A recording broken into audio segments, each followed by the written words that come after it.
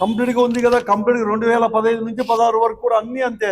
330, 320, 330 ఇదే రేట్లో ఉన్నాయి, అన్నీ ఉన్నాయి. నువ్వు ఈరోజు నువ్వు అడుగుతాడో మళ్ళీ కూడా పోతే నువ్వు ప్రభుత్వం వచ్చి 20 నెలలకైంది. ఇప్పుడు నువ్వు అదే దానికే తీసుకుంటున్నావు, అదే కంపెనీల నుంచి కూడా మళ్ళీ తీసుకుంటున్నావు. ఈరోజు 2010 జూన్లో ఏదైతే మేలో ఏదైతే వెనక్కి పంపించారో 4 ట్యాంకర్లు మళ్ళీ తిరిగి కూడా మళ్ళీ నీ దగ్గర పంపిస్తే దాంట్లో కూడా అంతే ఎక్కడ లేదని వచ్చేసింది. దాంట్లో వచ్చినట్టు కూడా మళ్ళీ చెప్తున్నావు, తిరిగి పంపించినట్టు కూడా మళ్ళీ మీరు తీసుకొని. ఇవన్నీ మేము ఇచ్చిన రిపోర్టో లేకపోతే మేము చేసే ఆరోపణలు కాదు. ఇది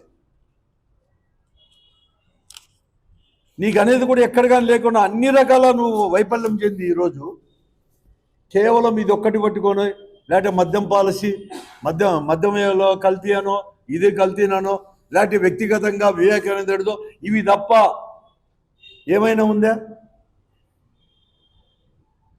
వివేకానందుడి దాంట్లో కూడా సిబిఐ రిపోర్ట్ ఇచ్చినా కూడా మళ్ళీ సిబిఐ రిపోర్ట్ కాదు, ఇంకా కూడా విచారించాలా అని చెప్పి ఇచ్చేది. అంటే మీ ప్రభుత్వం అనేది కూడా మీకు అనుకూలంగా రిపోర్ట్లు వచ్చేంత వరకు కూడా ఎంక్వైరీ అనేది చేసుకుంటూ పోవడమే ప్రతి ఒక్కటి కూడా.